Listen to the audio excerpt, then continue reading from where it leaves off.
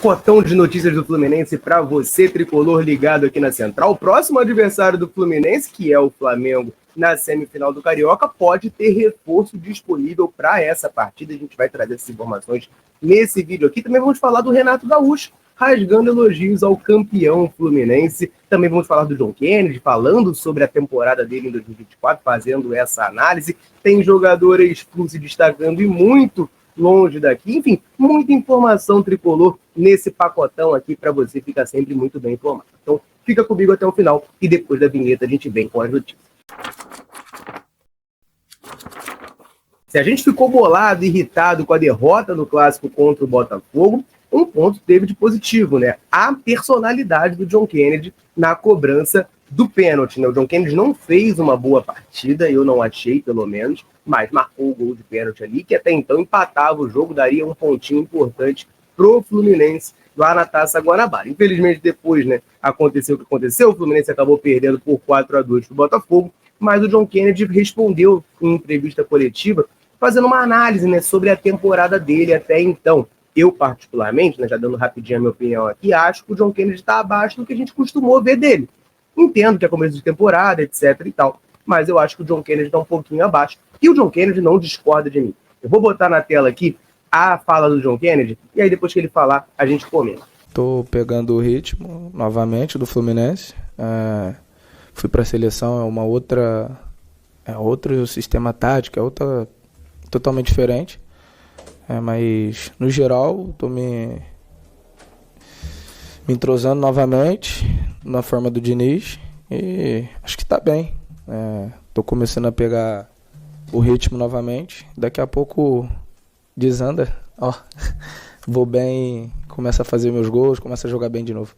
Aí então, né, o John Kennedy falando, e ele disse, né, não sou nem eu que tô falando. Ele falou, jogar bem de novo, né? Então ele concorda comigo que não tem jogado bem nesse começo de temporada, mas tem um fator, tá, nessa questão toda do John Kennedy. Concordo com ele quando ele fala de ritmo de jogo, questão física, questão de se readaptar à maneira que o Fluminense joga, né? Ele passou muito tempo, a gente lembra lá no pré-olímpico, jogando aquela bagunça do Ramon Menezes, sinal, né? Mas não veio ao caso.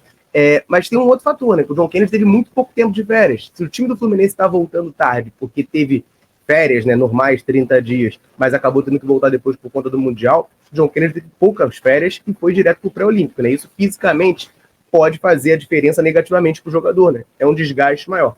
Eu tenho fé ainda de que o John Kennedy vai melhorar as atuações, né? Meteu já gol e aí demonstrou muita personalidade ali na batida do pênalti. Eu cheguei a falar aqui em outros vídeos, né? E falei na live pós-jogo também, logo após a partida, que me incomodava o John Kennedy ter batido o pênalti com o John Arias em campo, porque isso demonstrava ali a maneira que o Fluminense não estava levando muito a sério o jogo, vamos botar dessa maneira. Mas sobre a cobrança do John Kennedy, nada a falar, né? Ele bateu com muita confiança, bateu muito bem de cavadinha, ele disse que treina bastante, que estava confiante, então perfeito. Isso aí, para mim, ele demonstrou uma personalidade, isso a gente sabe que o John Kennedy tem, né? Personalidade não falta para esse garoto. Então ele voltar realmente ao melhor ritmo, à melhor forma, para dar alegrias à equipe do Fluminense. A gente tá vendo o Germancano nesse começo de ano ainda um pouquinho mais devagar, tem um John Kennedy inteirão lá, voando para entrar no segundo tempo, para substituir, quem sabe, o Cano, ou até fazer uma dupla, seria excelente para as ambições do Fluminense na temporada. Meus amigos e minhas amigas, o fluminensismo está tomando o mundo. Pois é, o GE conseguiu falar com o cara que desenhou, né, um dos responsáveis pela HQ, Jay Garrick, The Flash, que é um spin-off, né, do Flash, um super-herói, e rolou uma polêmica positiva, como é que a gente fala? Viralizou aí na internet, né? Muita gente comentando um trecho do quadrinho em que se passa no Brasil e aparece uma pessoa com uma camisa que, bom, parece muito a camisa do Fluminense. E o GE foi atrás, né, do Diego Olereg, nossa, nome difícil de falar, né? Que é um peruano, que é o responsável pela confecção das HQs da DC Comics, que é a produtora, né, desse quadrinho, é produtora do Flash também. E aí ele confirmou, tá, que essa aparição de camisa, de fato, era uma camisa do Fluminense, de fato, foi uma homenagem ao tricolor, né? Tá aí, vou botar aí na tela, né? Tá o quadrinho aqui em inglês, ele não foi lançado ainda no Brasil. Eu poderia tentar explicar para vocês o que está acontecendo no quadrinho, mas não faço a menor ideia, porque eu nunca vi Flash, não leio essa HQ, mas fato tá vendo aí no cantinho, né? Tem um cara com a camisa aqui, né? Uma camisa que parece a do Fluminense. Então, o Diego Olereg, que é o responsável pela confecção dos HQs, confirmou. Ele falou o seguinte, ó: Sim, queria fazer referência ao clube com aceno ao design da camisa, já que essa parte da história se passa no Brasil e já vi vários jogos desse time. Então, o Diego Oloreg, né? Nossa, cara, eu não vou conseguir falar esse nome. Oloreg. Eu acho que é Diego Oloreg. Mas, enfim, o rapaz lá, que é o responsável por isso aí, ele confirma, então, que gosta do Fluminense, né? E quis fazer de propósito essa homenagem, para quem quiser procurar sobre, né? Um quadrinho chamado Jay Garrick, The Flash, né? É a revista número 5, episódio número 5. É um spin-off da série, do quadrinho do Flash, do super-herói. Enfim, aí já não entra no meu campo de conhecimento, já me embolo tudo pra falar, tá? Mas tá aí. Foi uma homenagem, sim, ao Fluminense, rodando aí o mundo. Muito bacana, né? A gente vê o fluminensismo espalhado por aí. E falando em fluminensismo espalhado por aí, tem treinador ex-fluminense, ídolo muito forte de um outro clube brasileiro, que rasgou elogios ao Flu. A gente vai falar bastante sobre isso, mas antes eu vou rapidinho lembrar você que está aí assistindo de correr no comentário fixado desse vídeo aqui, porque lá você vai ver o link do canal do WhatsApp da Central Fluminense. Por lá você vai ficar por dentro de tudo que acontece com o Fluminense, notícias exclusivas, vídeos e lives da Central, tudo você confere primeiro por lá. Então, corre no comentário fixado, clica lá, aperta o botão de seguir e vem participar do canal da Central do Fluminense no WhatsApp. Beleza? Vamos falar aqui então de Renato Gaúcho. Renato Gaúcho deu entrevista coletiva após a vitória do Grêmio e elogiou o Fluminense, né? Ele ali na bronca, porque jogadores que eram do Grêmio e muito cornetados como Diogo Barbosa e Thiago Santos, agora estão aqui no Fluminense, foram titulares na Recopa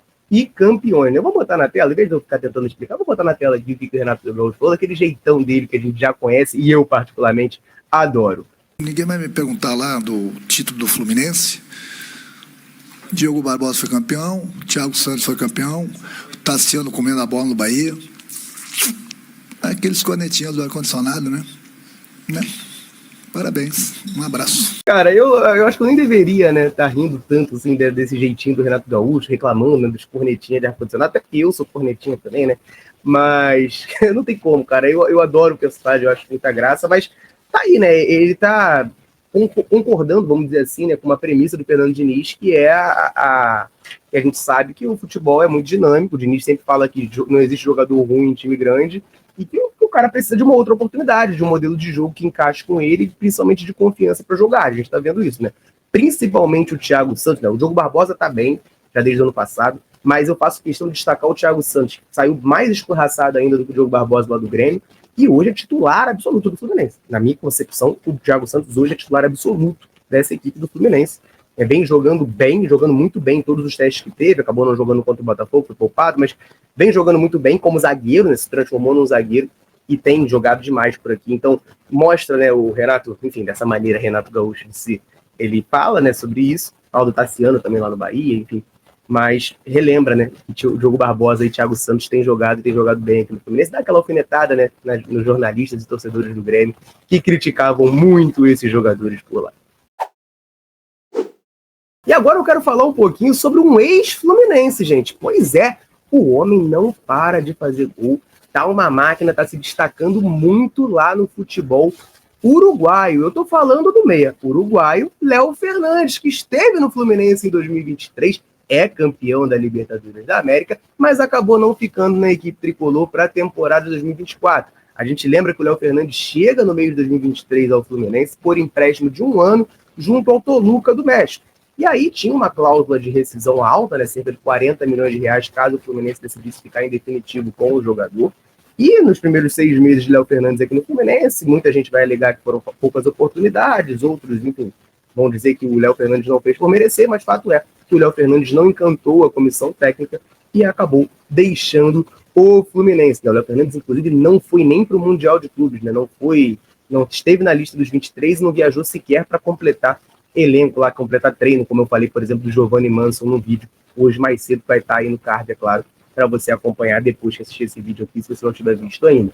Mas o Léo Fernandes sai do Fluminense e vai para o Peñarol do Uruguai, né? Ele volta para o seu país para jogar no Peñarol, que é uma das equipes mais tradicionais, né? O Léo Fernandes, ele surge no Fênix, então ele nunca teve essa oportunidade de jogar em um dos grandes times do Uruguai, com todo respeito ao Fênix, é claro, e agora está tendo essa oportunidade lá no Peñarol. E por lá, ele está se destacando e muito. A Netflix fez um levantamento dos números do Léo Fernandes com a camisa do Peñarol e eles são assombrosos, tá?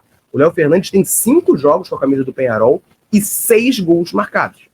6 gols marcados em 5 jogos. É uma média de 1,2 gol por partida e ele precisa de 72,5 minutos para marcar um gol. Ou seja, tá artilheiro e tá jogando muito bem por lá. Claro que aí vai ter dois lados da moeda, né? Vai ter gente que vai alegar: o Léo Fernandes foi injustiçado no Fluminense, merecia ter mais chance. Vai ter gente que vai alegar que o futebol uruguaio é mais fraco do que o nível das competições que o Fluminense disputa. Eu, particularmente, acho que é um pouco dos dois, tá? O Léo Fernandes, eu enxergo da seguinte maneira: é um jogador que tem uma característica de jogo muito específica, muito peculiar, que não encaixava perfeitamente na maneira que o Fernando Diniz pensava o time, e aí fica um pouquinho mais difícil. Ele teria que se adaptar bastante, se moldar mesmo para conseguir jogar no time do Fluminense.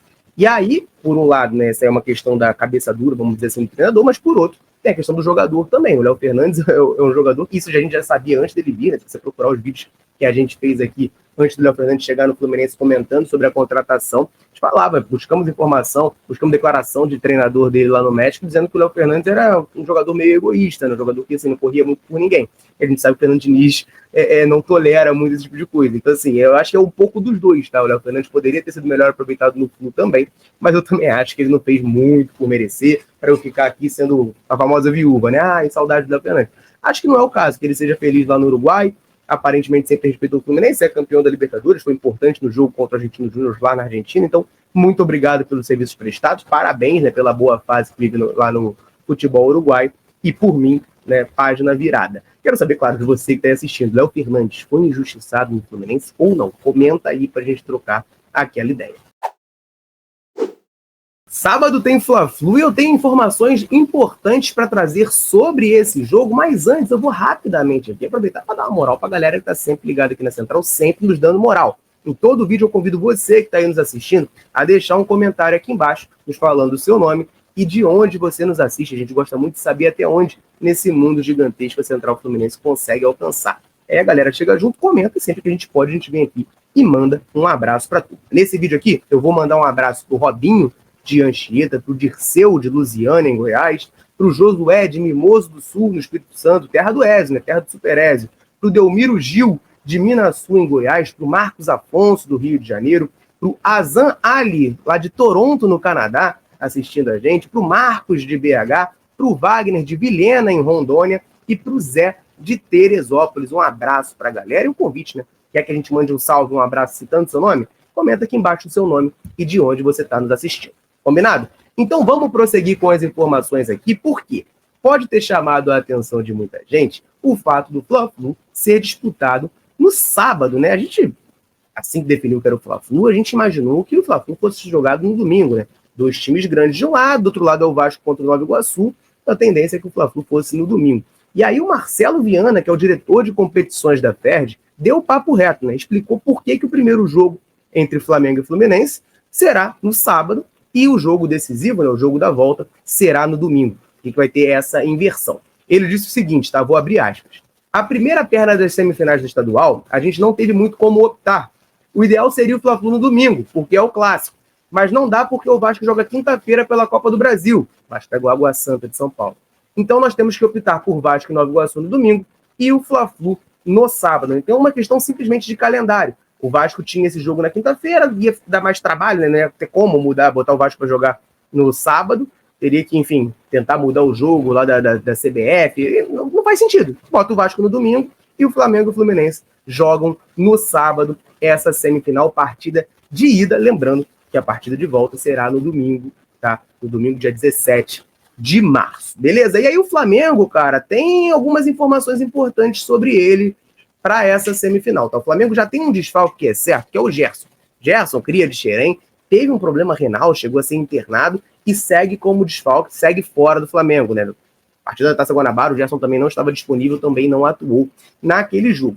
E existe uma dúvida muito grande que o Flamengo tem para a partida de sábado, porque o zagueiro Fabrício Bruno fraturou o nariz na última partida contra o Madureira. Então, tem uma chance muito grande dele desfalcar o Flamengo e existe a possibilidade, claro, dele utilizar uma máscara de proteção e ficar disponível para atuar nessa semifinal. Então o Tite tem essa dor de cabeça ali junto com a comissão técnica, com o departamento médico do Flamengo, de decidir se vale a pena arriscar o Fabrício Bruno ou não nessa partida. Só que do outro lado da moeda, tem reforço chegando no Flamengo e eles estão tentando regularizar esse jogador para que ele possa fazer sua estreia e esteja apto para jogar o Fla-Flu da semifinal no sábado. Eu tô falando do zagueiro Léo Ortiz, chegou do Bragantino, rolou uma novela bem grande, o Flamengo tentando contratar, finalmente finalizou essa contratação e Léo Ortiz é reforço do Flamengo. E aí o Flamengo está correndo contra o tempo para poder regularizar o jogador. Vale lembrar que, segundo o regulamento, a documentação do Léo Ortiz tem que estar pronta e ele tem que estar regularizado no mínimo 48 horas antes da partida. Como o jogo vai ser no sábado, acabamos de falar sobre isso, ele tem que estar até a quinta-feira, dia 7 de março, 100% regularizado ou não estará apto para estrear pelo Flamengo nessa partida de ida da semifinal nesse Fla-Flu. Beleza? Então o Flamengo pode, por um lado, perder um zagueiro, por outro, tem outro zagueiro para ser regularizado e pode ser um reforço para eles. E assim, sinceramente, né, vamos falar rapidinho aqui baixinho, já que não estreou ainda, eu acho o Léo Ortiz muito bom zagueiro. Então, espero que ele não consiga jogar sábado contra o Fluminense. Beleza, galera? Essas eram as informações que eu tinha para trazer para você nesse vídeo aqui. Muito obrigado a você que assistiu até o final. Deixa um comentário sobre essas informações. Fabrício Bruno seria um desfalque grande para o Flamengo? Seria bom que o Fabrício Bruno não jogasse no sábado? Ele é Ortiz. Tanto faz ou é melhor que ele não jogue? Comenta aí pra gente trocar aquela ideia. Valeu? Eu vou ficando por aqui. Um abraço, saudações tricolores. Tamo junto.